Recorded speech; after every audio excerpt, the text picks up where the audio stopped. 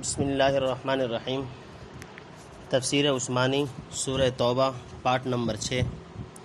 یتطہر پاک رہنے کو، واللہ یحب المطہرین اور اللہ تعالیٰ دوست رکھتا ہے پاک رہنے والوں کو۔ نمبر 1، افمن اسس بنیانہ علی تقوی من اللہ، بھلا جس نے بنیاد رکھی اپنی عمارت کی اللہ سے ڈرنے پر، ورضوان خیر اور اس کی رضامندی پر، وہ بہتر ہے، ام من اسس بنیانہ علی شفا جرف ہار، یہ جس نے بنیاد رکھی اپنی عمارت کی کنارے پر ایک کھائی کے جو گرنے کو ہے، فنہار بہ فی نار جہنم، پھر اس کو لے کر ڈھے پڑا دوزخ کی آگ میں۔ نمبر 2، واللہ لا یہدی القوم الظالمین اور اللہ راہ نہیں دیتا ظالم لوگوں کو۔ نمبر 3، لا یزال بنیانہم الذی بنوا ریبۃ فی قلوبہم، ہمیشہ رہے گا اس عمارت سے جو انہوں نے بنائی تھی شبہ ان کے دلوں میں، الا ان تقطع قلوبہم، مگر جب ٹکڑے ہو جائیں ان کے دل کے، واللہ علیم حکیم اور اللہ سب کچھ جاننے والا حکمت والا ہے۔ نمبر 4،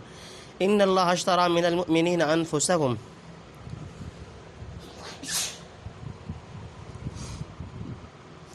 اللہ نے خرید لی مسلمانوں سے ان کی جان، واموالہم اور ان کا مال، بان لہم الجنہ، اس قیمت پر کہ ان کے لیے جنت ہے، یقاتلون فی سبیل اللہ، لڑتے ہیں اللہ کی راہ میں، فیقتلون ویقتلون، پھر مارتے ہیں اور مرتے ہیں، وعدن علیہ حقا فی التوراۃ والانجیل، وعدہ ہو چکا اس کے ذمہ پر سچا تورات اور انجیل میں۔ تفسیر۔ نمبر 1، مسجد قباء کی فضیلت، یعنی اس مسجد میں جس کی بنیاد محض ضد، کفر و نفاق، عداوت اسلام اور مخالفت خدا اور رسول پر رکھی گئی، آپ کبھی نماز کے لیے کھڑے نہ ہوں، آپ کی نماز کے لائق وہ مسجد ہے جس کی بنیاد اول دن سے تقوی اور پرہیزگاری پر قائم ہوئی، خواہ مسجد نبوی ہو یا مسجد قباء۔ اس کے نمازی گناہوں اور شرارتوں اور ہر قسم کی نجاستوں سے اپنا ظاہر و باطن پاک صاف رکھنے کا اہتمام کرتے ہیں، اس لیے خدائے پاک ان کو محبوب رکھتا ہے۔ حدیث میں ہے کہ حضور صلی اللہ تعالیٰ علیہ وسلم نے اہل قباء سے دریافت کیا کہ تم طہارت و پاکیزگی کا کیا خاص اہتمام کرتے ہو جو حق تعالیٰ نے تمہاری تطہیر کی مدح فرمائی؟ انہوں نے کہا کہ ڈھیلے کے بعد پانی سے استنجا کرتے ہیں، یعنی عام طہارت ظاہری و باطنی کے علاوہ وہ لوگ اس چیز کا معتاد سے زائد اہتمام رکھتے ہیں۔ اس سے ظاہر ہوتا ہے کہ آیت میں مسجد قباء کا ذکر ہے، لیکن بعض روایت صریح میں ہے کہ لمسجد اسس علی التقویٰ سے مسجد نبوی صلی اللہ علیہ وسلم مراد ہے۔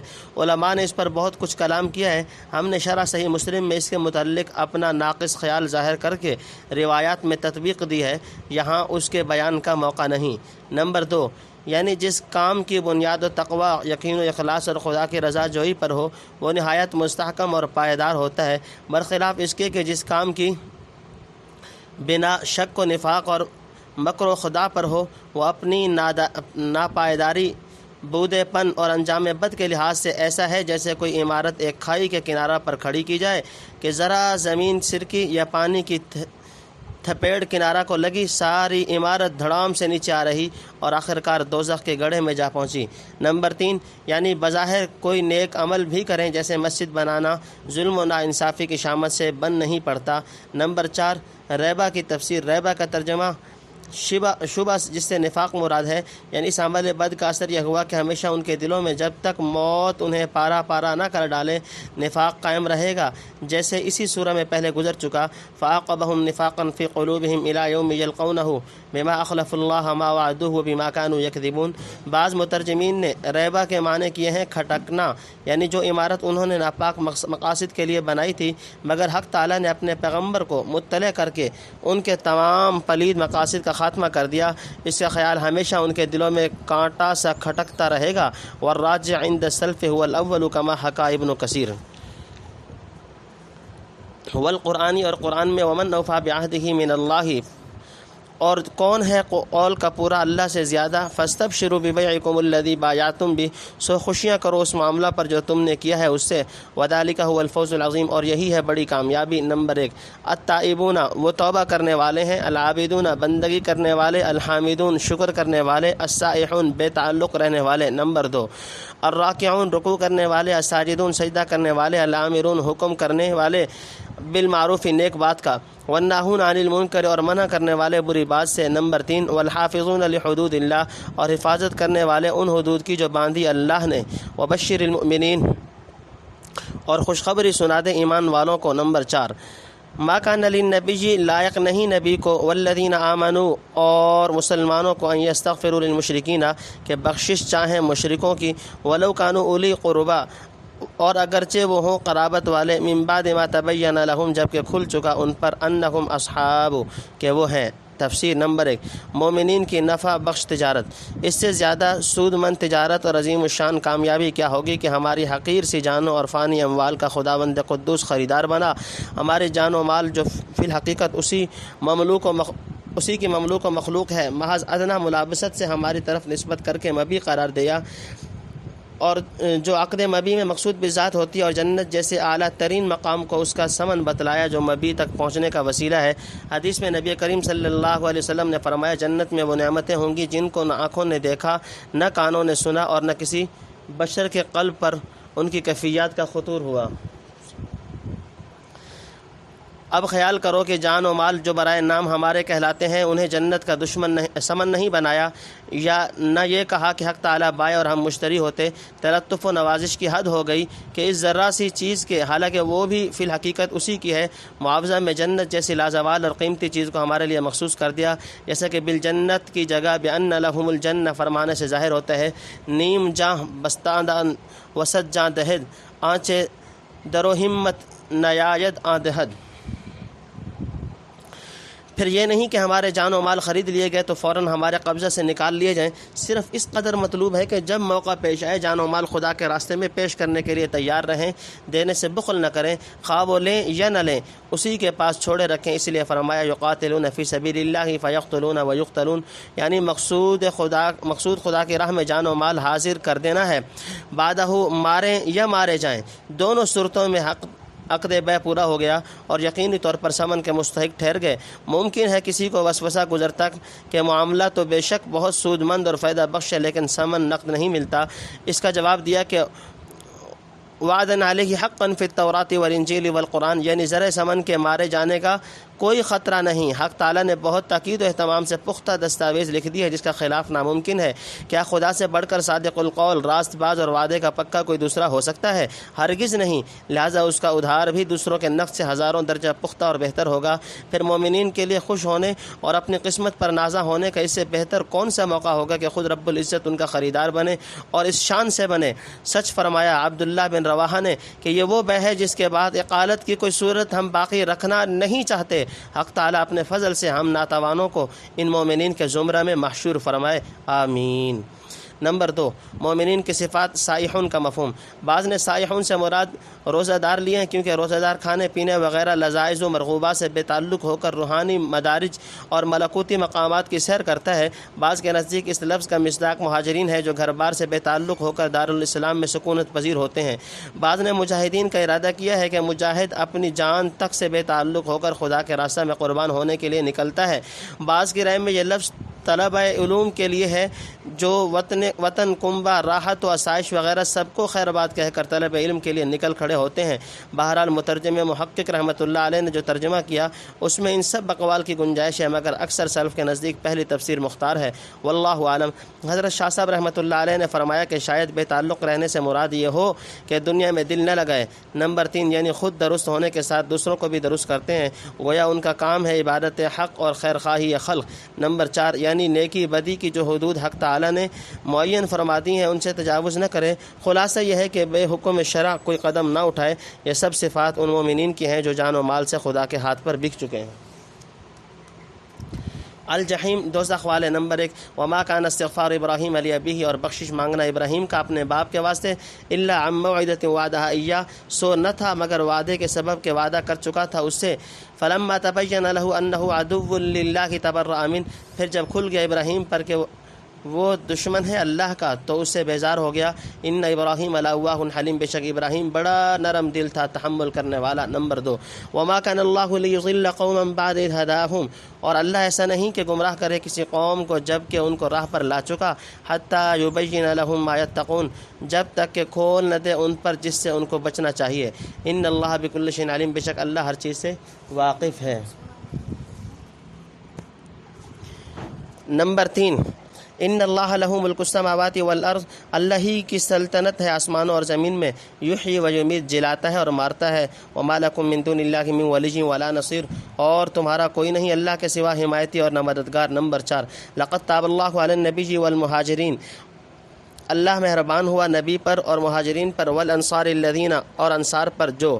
تفسیر نمبر 1، مشرک آبا کے لیے استغفار کی ممانعت۔ مومنین جب جان و مال سے خدا کے ہاتھ بے ہو چکے تو ضروری ہے کہ تنہا اسی کے ہو کر رہیں۔ اعداء اللہ جن کا دشمن خدا اور جہنمی ہونا معلوم ہو چکا، محبت و مہربانی کا واسطہ نہ رکھیں، خواہ یہ دشمنان خدا ان کے ماں باپ، چچا، تایا اور خاص بھائی بند ہی کیوں نہ ہو۔ جو خدا کا بھائی اور دشمن ہے وہ ان کا دوست کیسے ہو سکتا ہے؟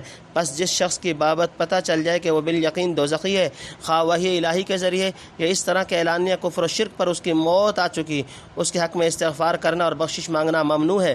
بعض روایات میں ہے کہ یہ آیت حضرت صلی اللہ علیہ وسلم کی والدہ حضرت آمنہ کے بارے میں نازل ہوئی۔ بعض احادیث میں مذکور ہے کہ آپ کے چچا ابو طالب کے حق میں اتری۔ بعض نے نقل کیا ہے کہ مسلمانوں نے چاہا کہ اپنے آباء مشرکین کے لیے جو مر چکے تھے استغفار کریں، اس آیت میں ان کو منع کیا گیا۔ بہرحال شان نزول کچھ ہو، حکم یہ ہے کہ کفار و مشرکین کے حق میں جن کا خاتمہ کفر و شرک پر معلوم ہو جائے استغفار جائز نہیں۔ تنبیہ، حضور صلی اللہ علیہ وسلم کے والدین کے بارے میں علماء اسلام کے اقوال بہت مختلف ہیں۔ بعض نے ان کو مومن و ناجی ثابت کرنے کے لیے مستقل رسائل لکھے ہیں اور شراح حدیث نے محدثانہ متکلمانہ بحثیں کی ہیں۔ احتیاط و سلامت روی کا طریقہ اس مسئلے میں یہ ہے کہ زبان بند رکھی جائے اور ایسے نازک مباحث میں غور کرنے سے احتراز کیا جائے۔ حقیقت حال کو خدا ہی جانتا ہے اور وہی تمام مسائل کا ٹھیک ٹھیک فیصلہ کرنے والا ہے۔ نمبر 2، حضرت ابراہیم علیہ السلام کا اپنے والد کے لیے استغفار۔ سورہ مریم میں ہے کہ جب حضرت ابراہیم علیہ السلام کے باپ نے قبول حق سے اعراض کیا اور ضد و عناد سے حضرت ابراہیم علیہ السلام کو قتل کی دھمکیاں دینے لگا تو آپ نے والدین کا ادب ملحوظ رکھتے ہوئے فرمایا، سلام علیک ساستغفر لک ربی انہ کان بی حفیہ، یعنی میں خدا سے تیرے لیے استغفار کروں گا، اس وعدہ کے موافق آپ برابر استغفار کرتے رہے۔ چنانچہ دوسری جگہ وغفر لی ابی فرمانے کی تصریح ہے۔ اس کا مطلب یہ نہیں تھا کہ ابراہیم علیہ السلام ایک مشرک کی حالت شرک پر قائم رہتے ہوئے مغفرت چاہتے تھے، نہیں، غرض یہ تھی کہ اللہ اس کو توفیق دے کہ حالت شرک سے نکل کر آغوش اسلام میں آ جائے اور قبول اسلام اس کی خطاؤں کو معاف ہونے کا سبب بنے۔ ان الاسلام یہدم ما کان قبلہ، ابراہیم علیہ السلام کے استغفار کو قرآن میں پڑھ کر بعض صحابہ کے دلوں میں خیال آیا کہ ہم بھی اپنے مشرک والدین کے حق میں استغفار کریں۔ اس کا جواب حق تعالیٰ نے دیا کہ ابراہیم علیہ السلام نے وعدہ کی بنا پر صرف اس وقت تک اپنے باپ کے لیے استغفار کیا جب تک یقینی طور سے یہ واضح نہیں ہوا تھا کہ اسے کفر و شرک اور خدا کی دشمنی پر مرنا ہے، کیونکہ مرنے سے پہلے احتمال تھا کہ توبہ کر کے مسلمان ہو جائے اور بخشا جائے۔ پھر جب کفر و شرک پر خاتمہ ہونے سے صاف کھل گیا کہ وہ حق کی دشمنی سے باز آنے والا نہ تھا تو ابراہیم علیہ السلام اس سے بالکل یا بیزار ہو گئے اور دعا و استغفار وغیرہ ترک کر دیا۔ پہلے نرم دلی اور شفقت سے دعا کرتے تھے، جب توبہ اور رجوع کے احتمالات منقطع ہو گئے تو آپ نے اس کی خیرخواہی سے ہاتھ اٹھا لیا اور اس حادثہ کو پیغمبرانہ صبر و تحمل سے برداشت کیا۔ حدیث میں ہے کہ محشر میں ابراہیم علیہ السلام عرض کریں گے، خدا بندہ تیرا وعدہ ہے کہ مجھ کو رسوا نہ کرے گا، مگر اس سے زیادہ کیا رسوائی ہوگی کہ آج میرا باپ سب کے سامنے دوزخ میں پھینکا جائے گا۔ اسی وقت ان کے باپ کی صورت مسخ ہو کر صبح کفتار کسی ہو جائے گی اور فرشتے گھسیٹ کر جہنم میں ڈال دیں گے۔ شاید یہ اس لیے ہو کہ لوگ اسے پہچان نہ سکیں، کیونکہ رسوائی کا دار و مدار شناخت پر ہے۔ جب شناخت نہ رہے گی تو کیا چیز دوزخ میں پھینکی گئی، پھر بیٹے کی رسوائی کا کچھ مطلب نہیں۔ نمبر 3، اللہ کی طرف سے اتمام حجت ضرور ہوتا ہے، یعنی اتمام حجت اور اظہار حق سے پہلے خدا کسی کو گمراہ نہیں کرتا۔ گمراہی یہ ہے کہ جب خدا اپنے احکام صاف کھول کر بیان کر چکا پھر امتثال نہ کیا جائے۔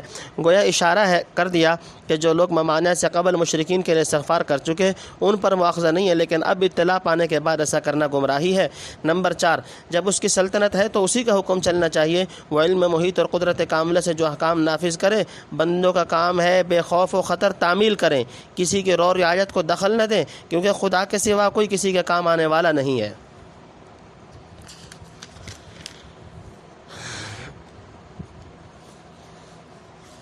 نتبعوہ فی ساعۃ العسرۃ، ساتھ رہے نبی کے مشکل گھڑی میں۔ نمبر 1 من بعد ما کاد یزیغ قلوب فریق منہم، بعد اس کے قریب تھا کہ دل پھر جائیں بعضوں کے ان میں۔ ثم تاب علیہم، پھر مہربان ہوا ان پر۔ انہ بہم رؤوف الرحیم، بے شک وہ ان پر مہربان ہے رحم کرنے والا۔ نمبر 2 وعلی الثلاثۃ الذین خلفوا، اور ان 3 شخصوں پر جن کو پیچھے رکھا تھا۔ نمبر 3 حتی اذا ضاقت علیہم الارض، یہاں تک کہ جب تنگ ہو گئی ان پر زمین، بما رحبت، باوجود کشادہ ہونے کے، وضاقت علیہم انفسہم، اور تنگ ہو گئی ان پر ان کی جانیں، وظنوا ان لا ملجأ من اللہ الا الیہ، اور سمجھ گئے کہ کہیں پناہ نہیں اللہ سے مگر اسی کی طرف۔ ثم تاب علیہم لیتوبوا، پھر مہربان ہوا ان پر تاکہ وہ پھر آئیں۔ ان اللہ هو التواب الرحیم، بے شک اللہ ہی مہربان ہے رحم والا۔ نمبر 4 یا ایھا الذین آمنوا اتقوا اللہ، اے ایمان والو ڈرتے رہو اللہ سے، وکونوا مع الصادقین، اور رہو ساتھ سچوں کے۔ نمبر 5 ما کان لأہل المدینۃ ومن حولهم من الاعراب، نہ چاہیے مدینہ والوں کو اور ان کے گرد کے گواروں کو، ان یتخلفوا عن رسول اللہ، کے پیچھے رہ جائیں رسول اللہ کے ساتھ سے۔ تفسیر نمبر 1 تبوک کے شرکاء کی فضیلت۔ مشکل کی گھڑی سے مراد غزوہ تبوک کا زمانہ ہے جس میں کئی طرح کی مشکلات جمع تھیں، سخت گرمی، طویل مسافت، کھجور کا موسم، اس زمانہ کی عظیم الشان سلطنت کے مقابلے پر فوج کشی، پھر ظاہری بے سر و سامانی ایسی کہ ایک ایک کھجور روزانہ 2 سپاہیوں پر تقسیم ہوتی تھی۔ اخیر میں یہ نوبت پہنچی کہ بہت سے مجاہدین ایک ہی کھجور کو یکے بعد دیگرے چوس کر پانی پی لیتے تھے، پھر پانی کے فقدان سے اونٹوں کی آلائش نچوڑ کر پینے کی نوبت آ گئی۔ سواری کا اتنا قحط تھا کہ 10 آدمی ایک ایک اونٹ پر اترتے چڑھتے چلے جا رہے تھے۔ یہی وہ جذبہ ایثار و فداکاری تھا جس نے مٹھی بھر جماعت کو تمام دنیا کی قوموں پر غالب کر دیا۔ فللہ الحمد والمنہ۔ نمبر 2 خدا کی مہربانیاں پیغمبر علیہ الصلوۃ والسلام پر بے شمار ہیں، اور آپ کی برکت سے مہاجرین و انصار پر بھی حق تعالیٰ کی مخصوص توجہ اور مہربانی رہی ہے۔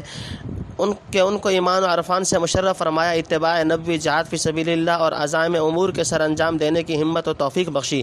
پھر ایسے مشکل وقت میں کہ جب بعض مومنین کے قلوب بھی مشکلات اور صعوبتوں کا ہجوم دیکھ کر ڈگمگانے لگے تھے اور قریب تھا کہ رفاقت نبوی سے پیچھے ہٹ جائیں، حق تعالیٰ نے دوبارہ مہربانی اور دستگیری فرمائی کہ ان کو اس قسم کے خطرات و وساوس پر عمل کرنے سے محفوظ رکھا اور مومنین کی ہمتوں کو مضبوط اور ارادوں کو بلند کیا۔ نمبر 3 غزوہ تبوک میں رہ جانے والے 3 صحابی۔ یہ شخص کعب ابن مالک، ہلال ابن امیہ اور مرارہ ابن ربیع ہیں، جو باوجود مومن مخلص ہونے کے محض تن آسانی اور سہل انگاری کی بنا پر بدون عذر شرعی کے تبوک کی شرکت سے محروم رہے۔ جب حضور صلی اللہ علیہ وسلم واپس تشریف لائے تو نہ انہوں نے منافقین کی طرح جھوٹے عذر پیش کیے، نہ بعض صحابہ کی طرح اپنے آپ کو ستون سے باندھا۔ جو واقعہ تھا صاف صاف عرض کر دیا اور اپنی کوتاہی اور تقصیر کا اعلانیہ اعتراف کیا۔ نتیجہ یہ ہوا کہ منافقین کی طرف سے بظاہر اغماض کر کے ان کے بواطن کو خدا کے سپرد کر دیا گیا۔ اصحاب سواری کی یعنی جو مسجد کے ستونوں سے بندھے ہوئے تھے توبہ قبول کر لی گئی اور ان تینوں کا فیصلہ تادیباً کچھ مدت کے لیے ملتوی رکھا گیا۔ 50 دن گزرنے کے بعد ان کی توبہ قبول ہوئی۔ پیچھے رکھے جانے کا یہی مطلب ہے کہ جیسا کہ بخاری میں خود کعب ابن مالک سے نقل کیا ہے۔ نمبر 4 حضرت کعب ابن مالک کا واقعہ۔ ان 3 میں سے حضرت کعب ابن مالک رضی اللہ تعالیٰ عنہ نے اپنا واقعہ نہایت شرح و بسط سے عجیب مؤثر طرز میں بیان فرمایا۔ صحیح بخاری وغیرہ میں ملاحظہ کیا جائے، یہاں اس کے بعض اجزاء نقل کیے جاتے ہیں۔ کعب ابن مالک فرماتے ہیں کہ تبوک کی مہم چونکہ بہت سخت اور دشوار گزار تھی، حضور صلی اللہ علیہ وسلم نے صحابہ کو عام حکم تیاری کا دیا۔ لوگ مقدور و استطاعت کے موافق سامان سفر درست کرنے میں مشغول تھے، مگر میں بے فکر تھا کہ جب چاہوں گا فوراً تیار ہو کر ساتھ چلا جاؤں گا، کیونکہ بفضل عزتی اس وقت ہر طرح کا سامان مجھ کو میسر تھا۔ ایک چھوڑ 2 سواریاں میرے پاس موجود تھیں۔ میں اسی غفلت کے نشے میں رہا۔ ادھر نبی کریم صلی اللہ علیہ وسلم نے 30,000 مجاہدین اسلام کو کوچ کر حکم دیا۔ مجھے اب یہ خیال تھا کہ حضور صلی اللہ علیہ وسلم روانہ ہو گئے تو کیا ہے، اگلی منزل پر آپ صلی اللہ علیہ وسلم سے جا ملوں گا، آج چلوں کل چلوں۔ اسی امروز و فردا میں وقت نکل گیا۔ حضور صلی اللہ علیہ وسلم نے تبوک پہنچ کر فرمایا، ما فعل کعب بن مالک، کعب بن مالک کعب بن مالک کو کیا ہوا؟ بنی سلمہ کا ایک شخص بولا یا رسول اللہ اس کی عیش پسندی اور اعجاب و غرور نے نکلنے کی اجازت نہ دی۔ معاذ بن جبل نے کہا تو نے بری بات کہی، خدا کی قسم ہم نے اس میں بھلائی کے سوا کچھ نہیں دیکھا۔ حضور صلی اللہ علیہ وسلم یہ گفتگو سن کر خاموش رہے۔ کعب کہتے ہیں کہ آپ کی تشریف آوری کے بعد بہت زیادہ وحشت اس سے ہوتی تھی کہ سارے مدینہ میں پکے منافق یا معذور مسلمان کے سوا مجھے کوئی مرد نظر نہ پڑتا تھا۔ بہرحال اب دل میں طرح طرح کے جھوٹے منصوبے گاٹھنے شروع کیے کہ آپ کی واپسی پر فلاں عذر کر کے جان بچا لوں گا، مگر جس وقت معلوم ہوا کہ حضور صلی اللہ علیہ وسلم خیر و عافیت سے واپس تشریف لے آئے، دل سے سارے جھوٹ و فریب محو کیے گئے اور طے کر لیا کہ سچ کے سوا کوئی چیز اس بارگاہ میں نجات دلانے والی نہیں۔ حضور صلی اللہ علیہ وسلم مسجد میں رونق افروز تھے، اصحاب کا مجمع تھا، منافقین جھوٹے ہیلے بہانے بنا کر ظاہری گرفت سے چھوٹ رہے تھے۔ میں حضور کے سامنے آیا، میرے سلام کرنے پر آپ صلی اللہ علیہ وسلم نے غضب آمیز تبسم فرمایا اور غیر حاضری کی وجہ دریافت کی۔ میں نے عرض کیا یا رسول اللہ اگر اس وقت دنیا والوں میں سے کسی دوسرے کے سامنے ہوتا تو آپ دیکھتے کس طرح زبان زوری اور چرب لسانی سے جھوٹے ہیلے حوالے کر کے اپنے آپ کو صاف بچا لیتا، مگر یہاں تو معاملہ ایک ایسی ذات مقدس ہے جسے جھوٹ بول کر اگر میں راضی بھی کر لوں تو تھوڑی دیر کے بعد خدا اس کو سچی بات پر مطلع کر کے مجھ سے ناراض کر دے گا۔ برخلاف اس کے سچ بولنے میں گو تھوڑی دیر کے لیے آپ کی خفگی برداشت کرنی پڑے گی، لیکن امید کرتا ہوں کہ خدا کی طرف سے اس کا انجام بہتر ہوگا اور آخرکار سچ بولنا ہی مجھے خدا اور رسول کے غصے سے نجات دلائے گا۔ یا رسول اللہ واقع یہ ہے کہ میرے پاس غیر حاضری کا کوئی عذر نہیں۔ جس وقت حضور صلی اللہ علیہ وسلم کی ہم رکابی کے شرف سے محروم رہا اس وقت سے زیادہ فراخی اور مقدرت مجھ کو کبھی حاصل نہ ہوئی تھی۔ میں مجرم ہوں، آپ کے اختیار ہے جو فیصلہ چاہیں میرے حق میں دیں۔ آپ نے فرمایا یہ شخص ہے جس نے سچی بات کہی، اچھا جاؤ اور خدائی فیصلے کا انتظار کرو۔ 3 صحابیوں سے معاشرتی مطالبہ۔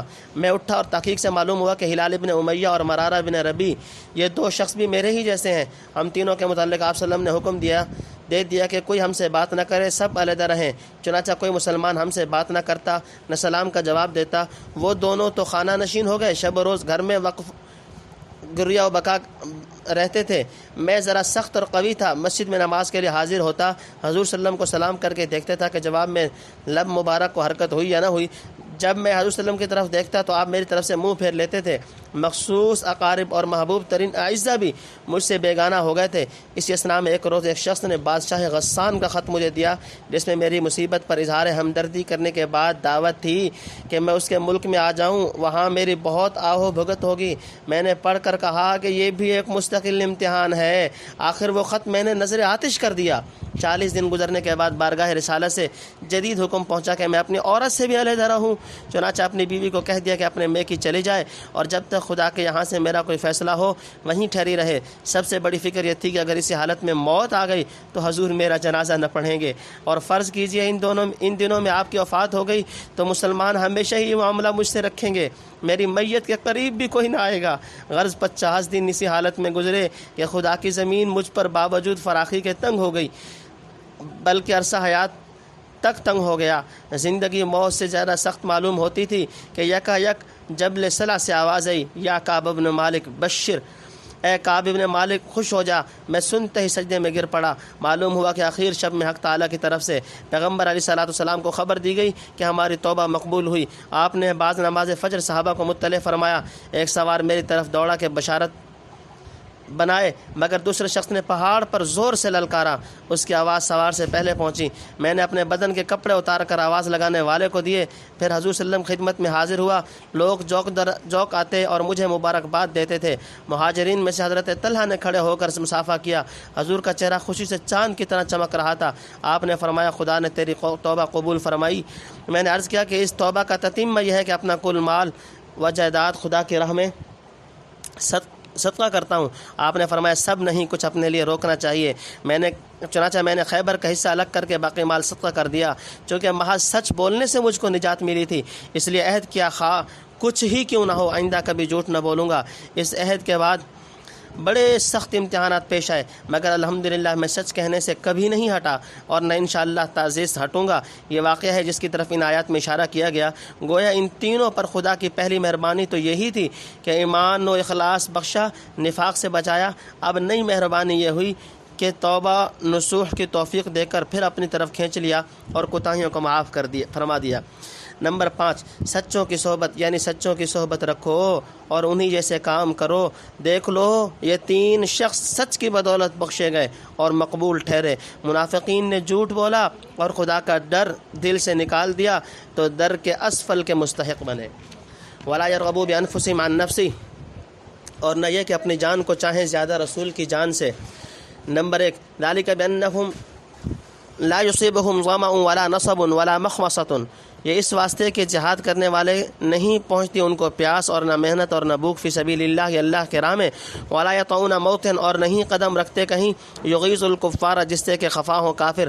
ولا ینالون من عدو نیلا، اور نہ چھینتے ہیں دشمن سے کوئی چیز، الا کتب لهم به عمل صالح، مگر لکھا جاتا ہے ان کے واسطے اس کے بدلے نیک عمل۔ ان اللہ لا یضیع اجر المحسنین، بے شک اللہ ضائع نہیں کرتا حق نیکی کرنے والوں کا۔ نمبر 2 ولا ينفقون نفقة صغیرہ، اور نہ خرچ کرتے ہیں کوئی خرچ چھوٹا، ولا کبیرہ، اور نہ بڑا، ولا یقطعون وادیا، اور نہ طے کرتے ہیں کوئی میدان، الا کتب لهم، مگر لکھ لیا جاتا ہے ان کے واسطے۔ نمبر 3 لیجزیہم اللہ احسن ما كانوا یعملون، تاکہ بدلہ دے ان کو اللہ بہتر اس کام کا جو کرتے تھے۔ نمبر 4 وما كان المؤمنون لينفروا كافة، اور ایسے تو نہیں مسلمان کے کوچ کریں سارے۔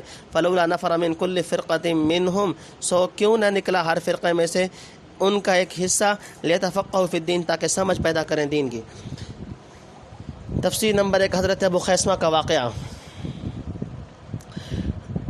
یعنی رسول اللہ صلی اللہ علیہ وسلم تو تکلیفیں اٹھائی اور ہم آرام سے بیٹھے رہے، ایسا نہیں چاہیے۔ حدیث میں ہے کہ ابو خیثمہ رضی اللہ تعالیٰ عنہ بھی غزوہ تبوک میں پیچھے رہ گئے تھے۔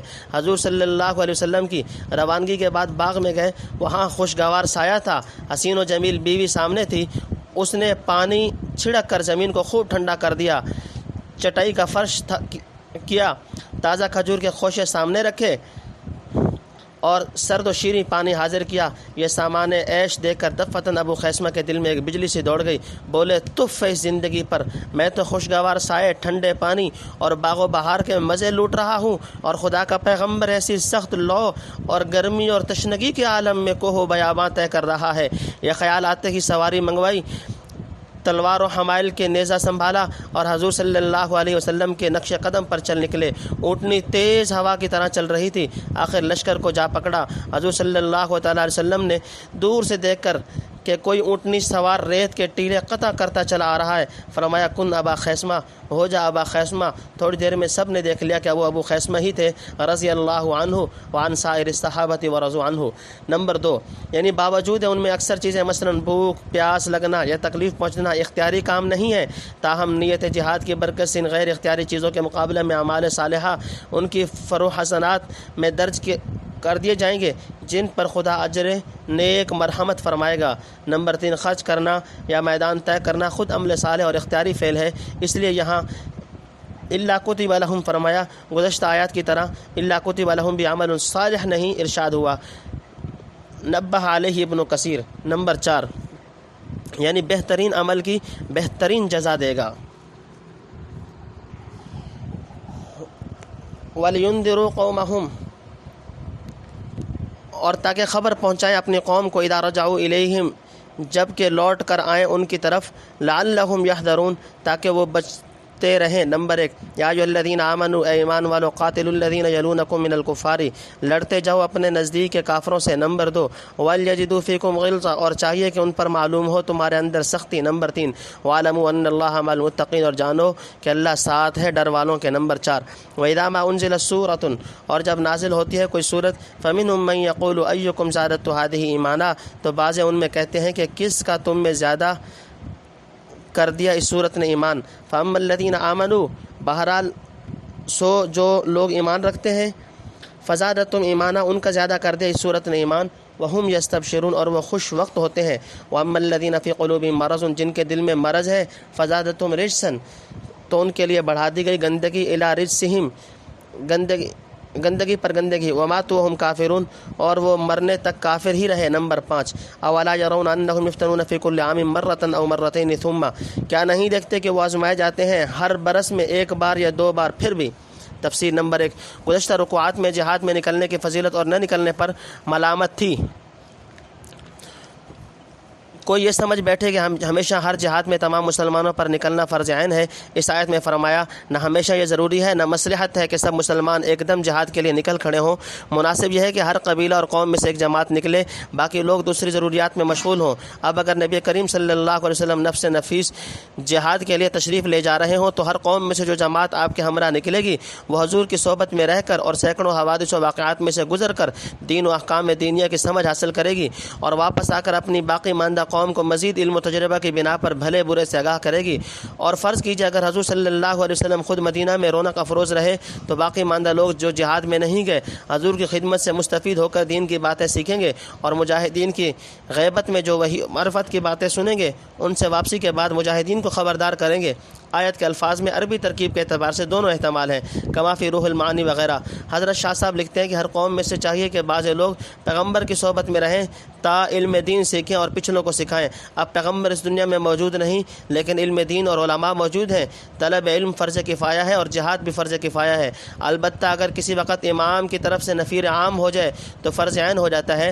تبوک میں یہی صورت تھی، اس لیے پیچھے رہنے والوں سے باز پرس ہوئی، واللہ عالم۔ ابو حیان کے نزدیک یہ آیت جہاد کے لیے نہیں لیکن طلب علم کے بارے میں ہے۔